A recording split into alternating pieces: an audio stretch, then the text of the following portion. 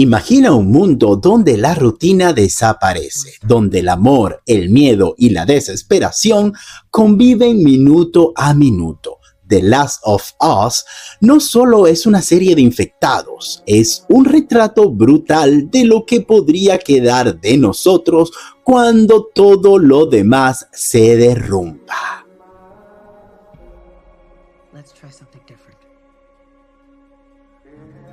Hola amigas y amigos, bienvenidos sean todos una vez más a mi canal. El día de hoy vamos a comentar un poco acerca de una serie que ha dividido literalmente a la audiencia entre los que la odian y los que la aman. Se trata de The Last of Us, la segunda y última temporada. Pero antes de entrar en contexto y hablar muchísimo más sobre esta serie, te invito a que te suscribas a mi canal si te gustan este tipo de análisis, tanto de películas como de series, porque aquí hablamos sin pelos en la lengua, así que suscríbete ya y activa la campanita de notificación para que no te pierdas de absolutamente nada. Entonces, sin más, comencemos. La segunda temporada retoma los eventos tras el final explosivo de la primera. Ellie, marcada por el dolor y la culpa, comienza un viaje que la enfrenta no solo a enemigos, sino a su propia humanidad. La historia nos lleva por nuevas zonas. Presenta personajes claves como Dina y Abby y poco a poco construye una tensión emocional que nos suelta. Esta serie nos ha regalado momentos dignos que podemos comparar con los mejores de la serie The Walking Dead, pero por supuesto sin perder su identidad.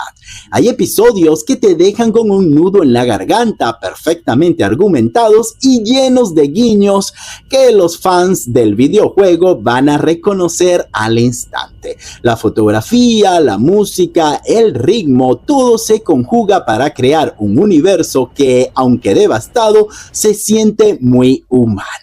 Pero no todo es aplauso. La segunda temporada sufre altibajos de ritmo. Algunos momentos se sienten más como de relleno que como aporte real a la trama.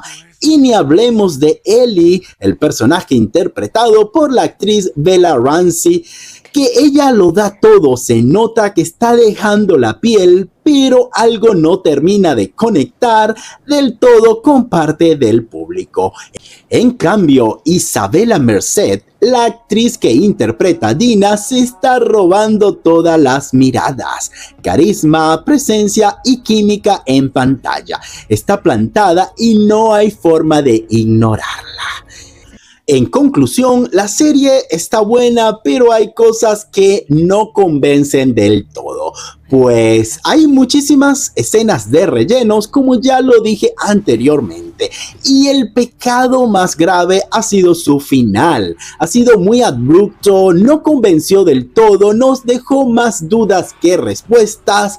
Y no sé, yo siento que debieron haber hecho un número de 10 o un episodio más para tratar de explicar más con mayor fluidez y que todo vaya de una manera más orgánica que la que plantearon. No sé, se vio muy cerrado, muy forzado.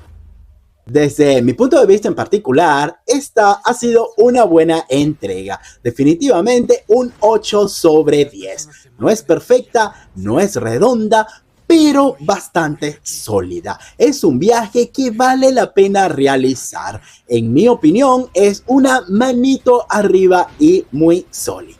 Pero me gustaría saber tu opinión. ¿Te gustó la serie? ¿Te decepcionó? O como muchos me dijeron, me aburrió en el camino. Y también me gustaría saber si eres Team Ellie o Team Dina. Déjamelo saber todo aquí abajo en los comentarios. Y por supuesto, no olvides de regalarme un like. Comparte este contenido con amigos y familiares que disfruten de las series y del cine tanto como tú y yo. Y por supuesto, no olvides de suscribirte a este canal para que no te pierdas de absolutamente nada. Sabes que me estarás ayudando muchísimo y estaríamos creciendo mucho en esta comunidad.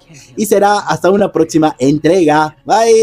En un mundo que cada vez parece más frágil, series como The Last of Us nos recuerdan que lo que de verdad importa no es sobrevivir, sino en lo que nos convirtamos cuando ya no queda nada. La catástrofe no empieza con los infectados, empieza cuando dejamos de sentir compasión. Así que mientras el mundo todavía es mundo, seamos humanos.